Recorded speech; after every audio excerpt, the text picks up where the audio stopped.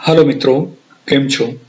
सरस्वती उच्चतर माध्यमिक कन्या विद्या मंदिर नवा धोरણના ઓનલાઈન શિક્ષણમાં આપ સર્વેનું સ્વાગત છે. ધોરણ 11 વિષય આંકડાશાસ્ત્ર, પ્રકરણ નંબર 8 વિધેય. મિત્રો, આ પૂર્વેના વિડિયોની અંદર વિધેયની વ્યાખ્યા, વિધેયના પ્રદેશ, સહપ્રદેશ અને વિસ્તાર શું છે એ બાબતો આપણે વિવિધ ઉદાહરણોની મદદથી સમજી ગયા. આજના વિડિયોની અંદર આપણે વિધેયના વિવિધ પ્રકારોને સમજવાનો પ્રયત્ન કરીશું. વિધેયના મુખ્યત્વે 3 પ્રકારો છે. એમાં સૌથી પહેલો પ્રકાર એક એક વિધેય, અનેક એક વિધેય અને અચળ વિધેય. આમ 3 પ્રકારો મુખ્યત્વે છે. તો સૌથી પહેલા આપણે સમજવાનો પ્રયત્ન કરીએ એક એક વિધેય, જેને વન વન ફંક્શન કહેવામાં આવે છે. તો મિત્રો, અહીંયા આકૃતિ પણ દર્શાવેલી છે, એના આધારે સમજીએ. કોઈ વિધેય ધારો કે f a થી b પરનું વિધેય હોય અને એમાં પ્રદેશ ગણ a ના કોઈ પણ બે ભિન્ન ઘટકો માટે સહપ્રદેશ ગણમાં મળતા પ્રતિબિંબો કે વિધેયાત્મક વિધેયોની કિંમતો ભિન્ન હોય તો તે વિધેય f ને એક એક વિધેય કહે છે.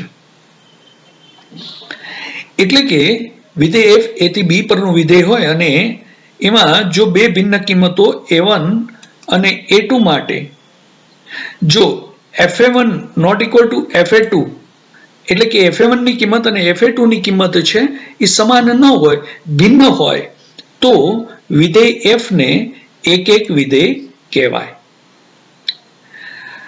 દાખલા તરીકે એક ઉદાહરણની મદદથી સમજીએ. વિધેય g x થી y પરનું વિધેય છે, જ્યાં પ્રદેશ x ના સભ્યો છે -2, -1 અને 0 અને સહપ્રદેશ y ના સભ્યો છે 0, 1, 2 ને 3. વિધેય આપેલું છે gx બરાબર x+2, where x belongs to x. તો x બરાબર -2 કિંમત માટે g-2 બરાબર 0 મળે છે. x બરાબર -1 કિંમત માટે g-1 બરાબર 1 મળે છે અને x બરાબર 0 કિંમત માટે g0 બરાબર 2 મળે છે. એટલે કે g-2, g-1 અને g0 આ બધા ભિન્ન કિંમતો મળે છે. તો અહીંયા આપણે કહી શકીએ કે કોઈ બે ભિન્ન કિંમતો a1 અને a2 માટે ga1 not equal to ga2 મળે છે, માટે પ્રદેશની કોઈ બે ભિન્ન કિંમતો માટે સહપ્રદેશમાં તેના પ્રતિબિંબ ભિન્ન મળે છે. તેથી વિધેય g એ એક એક પ્રકારનું વિધેય છે. અહીંયા આકૃતિની અંદર પણ મિત્રો ગણ a એટલે કે પ્રદેશની અંદર બે કિંમતો દર્શાવેલી છે, a1, a2, અને એને અનુરૂપ સહપ્રદેશની અંદર બે કિંમતો મળે છે, fa1 અને fa2. આ બંને કિંમતો ભિન્ન છે. તો a1 અને a2 બે ભિન્ન કિંમતોને અનુરૂપ સહપ્રદેશની અંદર બે ભિન્ન કિંમતો fa1, fa2 મળે તો વિધેય f a થી b પરનું એ એક એક વિધેય કહેવાય. મિત્રો, આકૃતિની મદદથી બહુ ઝડપથી આપણે સમજી શકીએ કે ગણ એના કોઈ એક ઘટકની સાથે ગણ b નો અનન્ય ઘટક સંકળાયેલો હોય અને એ કોઈ બીજી કિંમત માટે એ ગણ b નો એ અનન્ય ઘટક એ પેલી કિંમત માટેનો જ ઘટક ન હોય, તો એવી પરિસ્થિતિમાં જ્યારે અહીંયા બંને ભિન્ન ભિન્ન સંકેતોથી દર્શાવેલું હોય તો આવા પ્રકારનું જે વિધેય મળે છે એ વિધેય એક એક પ્રકારનું વિધેય મળે છે. તો આકૃતિની મદદથી તમે બહુ સરળતાથી આ એક એક વિધેય સમજી શકો છો. ત્યાર પછીના અન્ય વિધેયો આપણે સમજીશું એટલે આકૃતિથી બહુ સ્પષ્ટ થઈ જશે. હવે આપણે સમજીએ અનેક એક વિધેય, મેની વન ફંક્શન. સૌથી પહેલા સમજ્યા વન વન ફંક્શન, હવે મેની વન ફંક્શન. એટલે કે ધારો કે વિધેય f a થી b પરનું વિધેય હોય અને પ્રદેશ ગણ a ના કોઈ પણ બે ભિન્ન ઘટકો માટે સહપ્રદેશ ગણમાં મળતા પ્રતિબિંબો કે વિધેયાત્મક કિંમતો સમાન હોય તો તે વિધેય f ને અનેક એક વિધેય કહે છે. આપણે મિત્રો આની પહેલા જોયું કે જો આ કિંમતો સમાન ન હોય તો એક એક વિધેય છે, જો સમાન હોય તો અનેક એક વિધેય છે. એટલે કે વિધેય f a થી b પરનું જેમાં બે ભિન્ન કિંમતો a1 a2 માટે જો fa1 બરાબર fa2 થાય તો વિધેય f ને અનેક એક વિધેય કહેવાય. એટલે કે ગણ a ની અનેક કિંમતો સાથે ગણ b ની એક કિંમત સંકળાયેલી છે તો એને અનેક એક વિધેય કહેવામાં આવે છે. દાખલા તરીકે એક ઉદાહરણથી સમજીએ. વિધેય f a થી b પરનું વિધેય છે જ્યાં ગણ a પ્રદેશ ગણ છે એ -2 -1 1 અને 2 આપેલો છે. ગણ b છે સહપ્રદેશ ગણ એ 2 અને 5 આપેલો છે અને વિધેય છે x² + 1. તો અહીંયા x ની કિંમત -2 લઈએ ત્યારે f -2 5 મળે છે. x ની કિંમત -1 લઈએ તો f -1 2 મળે છે. x ની કિંમત 1 લઈએ તોય +2 મળે છે અને x ની કિંમત 2 લઈએ તો f2 એ +5 મળે છે. એટલે કે x ની બે ભિન્ન કિંમતો -2 અને +2 માટે f -2 અને f +2 એ બંને સમાન મળે છે. એટલે કે a1 ≠ a2 માટે fa1 = fa2 મળે છે. એવી જ રીતે x બરાબર -1 અને +1 માટે f -1 અને f +1 બે સમાન મળે છે. તો આપણે કહી શકીએ કે પ્રદેશની બે ભિન્ન કિંમતો માટે જો તેમના પ્રતિબિંબો કે વિધેયાત્મક કિંમતો એ સમાન મળે તો આપેલ વિધેય f ને અનેક એક વિધેય કહેવાય.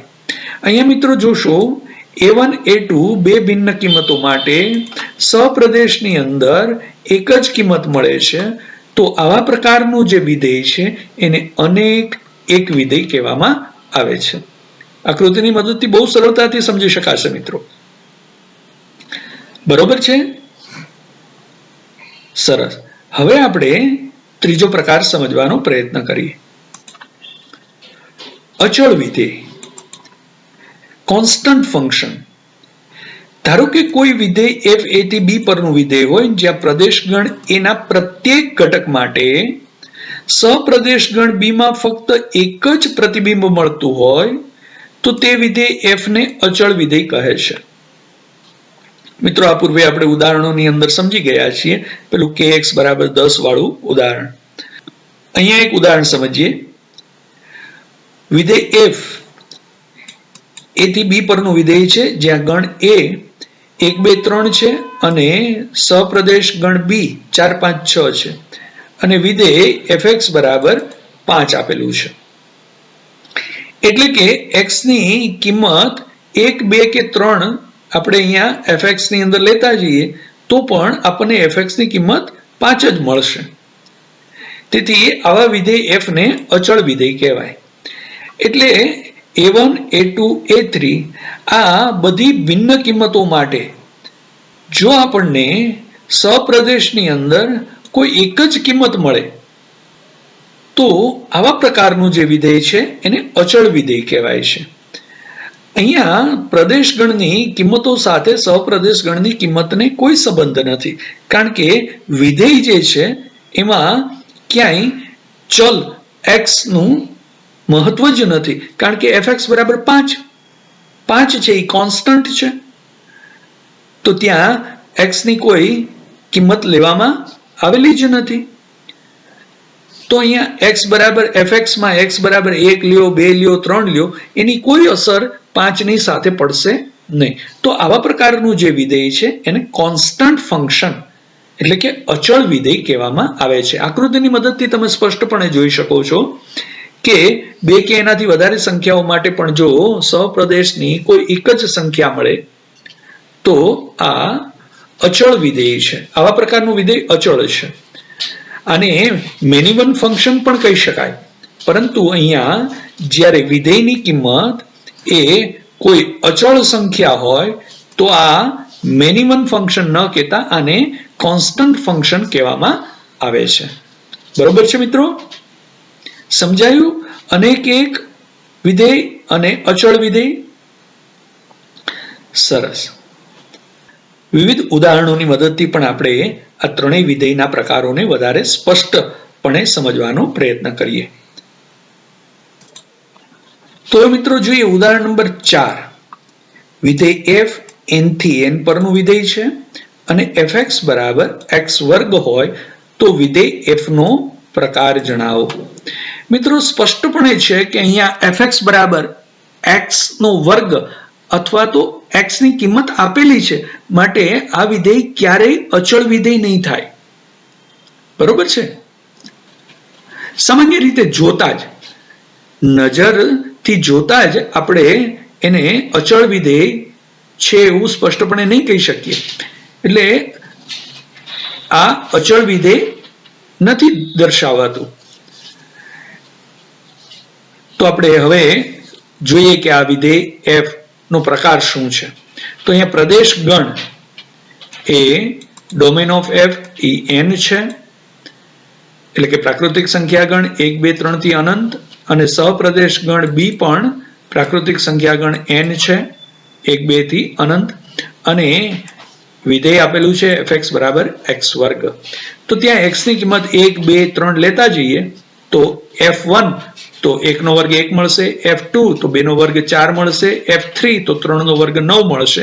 એટલે 1 ને અનુરૂપ 1, 2 ને અનુરૂપ 4, 3 ને અનુરૂપ 9, 4 ને અનુરૂપ 16 આ પ્રકારની કિંમતો મળતી જશે.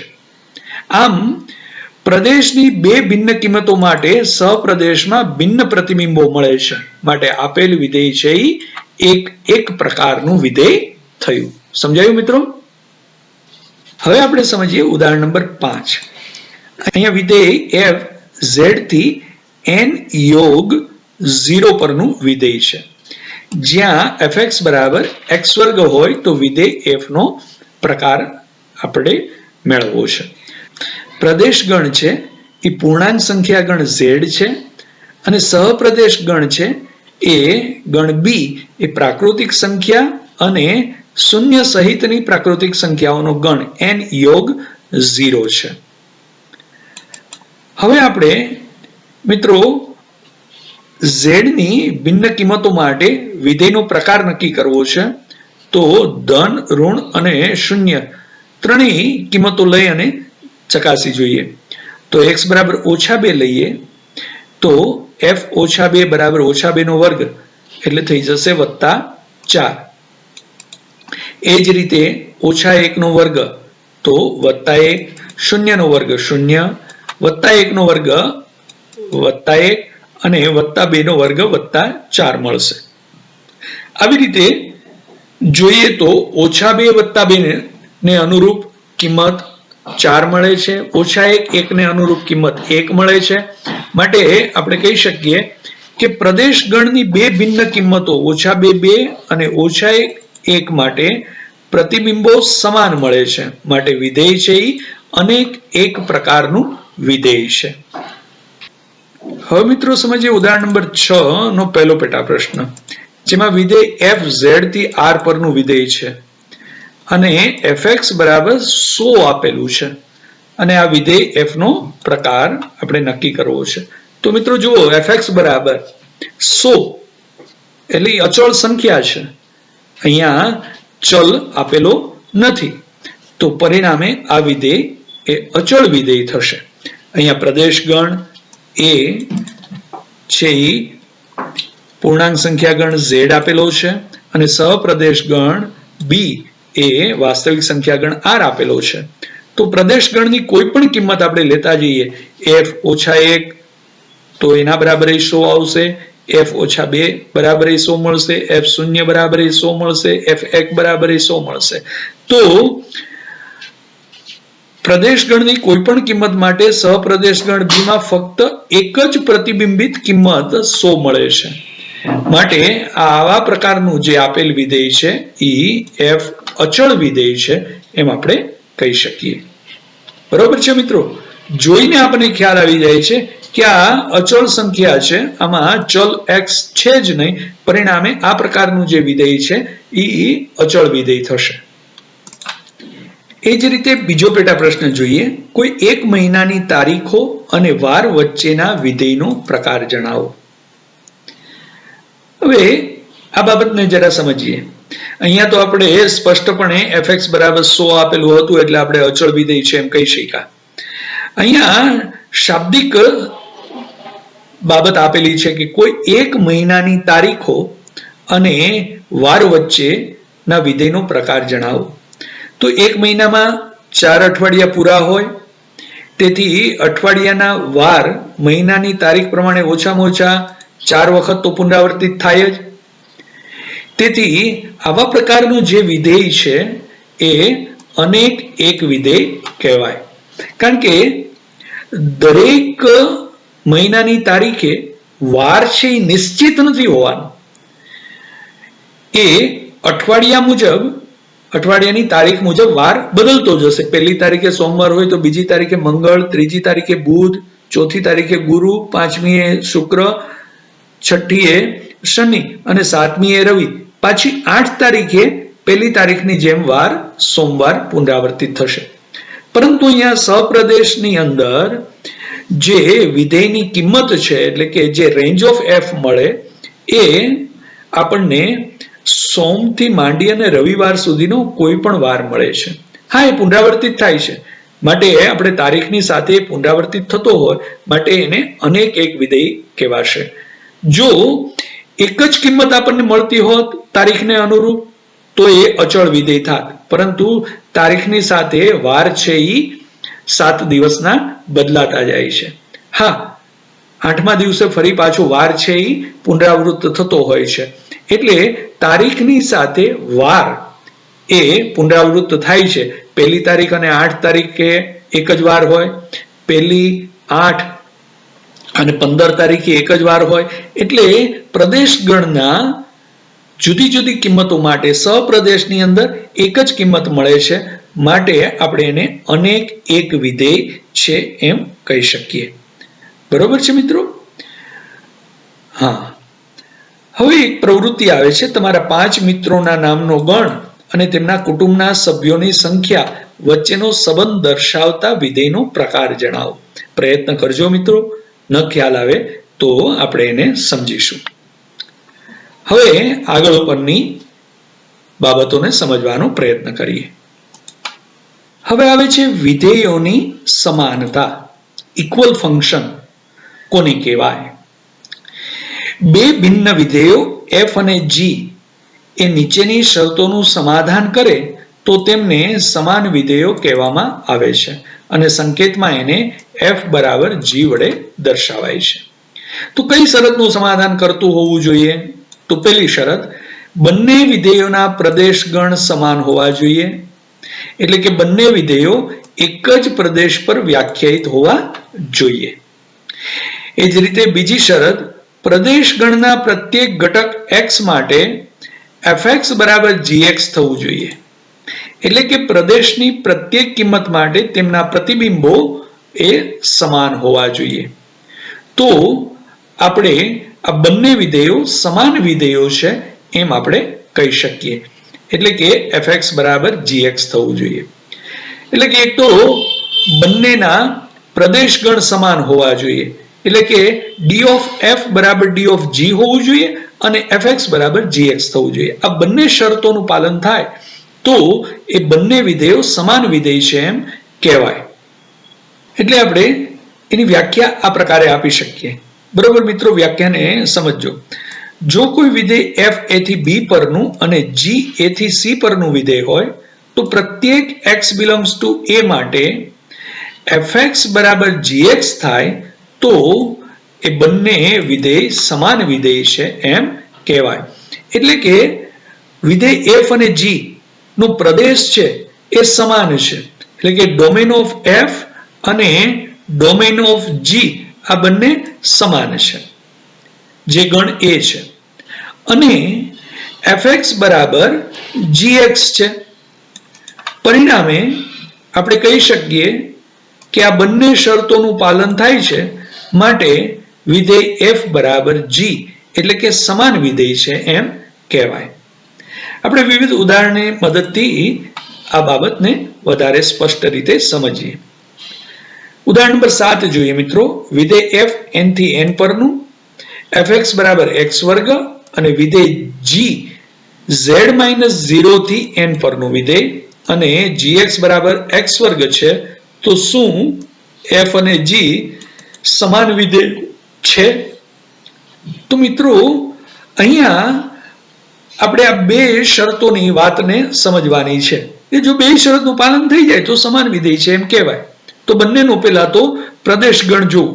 વિધેય f નો પ્રદેશ ગણ d of f બરાબર n પ્રાકૃતિક સંખ્યા ગણ છે, જ્યારે d of g નો પ્રદેશ ગણ છે એ z-0.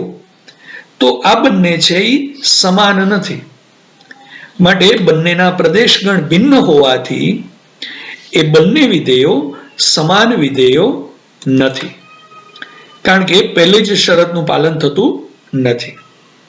હવે આપણે ઉદાહરણ નંબર 8 સમજીએ. વિધેય f a થી b પરનું વિધેય જ્યાં ગણ a 1 3 અને ગણ b 1 4 9 16 છે અને વિધેય fx બરાબર x વર્ગ આપેલું છે. એવી જ રીતે વિધેય g a થી b પરનું અને જ્યાં ગણ a બરાબર 1 3 અને ગણ b બરાબર 1 4 7 9 11 આપેલું છે. gx બરાબર 4x ઓછા 3 છે. તો f અને g વિધેયોની સમાનતા છે એ ચકાસો. મિત્રો અહીંયા બંને વિધેયો એક જ પ્રદેશ પર વ્યાખ્યાયિત થયેલા છે. બંનેના પ્રદેશ ગણ a 1 3 એ સમાન છે, એટલે પહેલી શરતનું અહીંયા પાલન થયું છે. હવે આપણે બીજી શરત જોવાની છે કે એમાંના કોઈ સંખ્યાને આધારે fx બરાબર gx થાય છે કે નહીં. તો આપણે જોઈએ, ગણ a નો સભ્ય 1 લઈએ તો f1 બરાબર 1 નો વર્ગ શું થઈ જાય મિત્રો? તો f1 લઈએ તો 1 નો વર્ગ 1 થઈ જશે. એવી જ રીતે g1 લઈએ તો gx છે એ 4x ઓછા 3 છે, એટલે 4 ગુણ્યા 1 ઓછા 3 એટલે 4 ઓછા 3, પરિણામે થઈ જશે 1.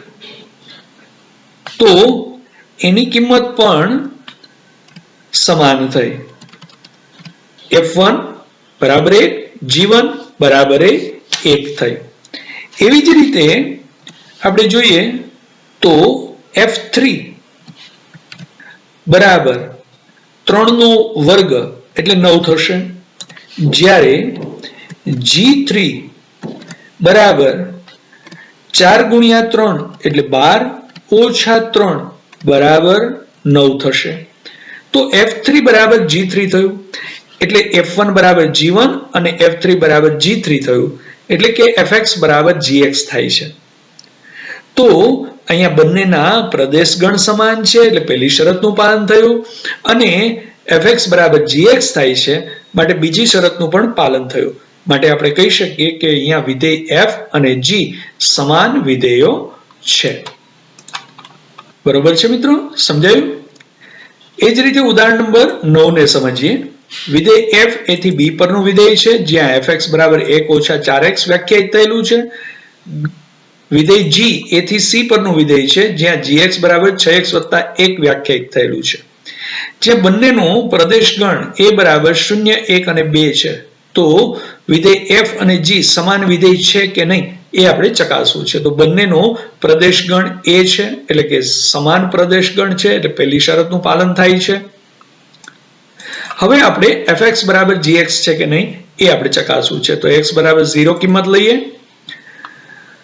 f0 બરાબર 1 મળે છે, જ્યારે g0 બરાબર 1 મળે છે. x બરાબર 1 કિંમત માટે f1 બરાબર ઓછા 3 અને g1 બરાબર 7 મળે છે, એટલે કે અહીંયા x ની કિંમત 1 માટે fx બરાબર gx નું સમાધાન થતું નથી, માટે f1 not equal to g1 થાય છે. માટે f અને g સમાન વિધેય નથી, કારણ કે પ્રદેશ ગણની કોઈ પણ કિંમત માટે fx બરાબર gx થવું જોઈએ. કોઈ એક કિંમત માટે પણ જો fx બરાબર gx ન થાય તો એ બંને વિધેયો સમાન વિધેય નથી એમ કહેવાય છે. બરોબર છે મિત્રો? તો વિધેયની સમાનતાની બાબત છે એ આપણે જોઈ ગયા. તો મિત્રો આજના વિડીયોમાં અહીંયા સુધીની બાબતો આપણે સમજીએ, જેમાં આપણે વિધેયના પ્રકારો અને વિધેયની સમાનતાની બાબતો છે એ વિવિધ ઉદાહરણોની મદદથી સમજી ગયા. નેક્સ્ટ ટાઈમ જ્યારે આપણે મળીશું ત્યારે વાસ્તવિક વિધેય અને એની સમજૂતી વિવિધ ઉદાહરણોની મદદથી સમજવાનો પ્રયત્ન કરીશું. તો મિત્રો દરેક બાબતોનું વ્યવસ્થિત પુનરાવર્તન કરશો અને દરેક વ્યાખ્યા અને શરતોને તમારી નોંધપોથીની અંદર વ્યવસ્થિત રીતે નોંધી લેશો. સ્વસ્થ રહેજો મિત્રો. આવજો.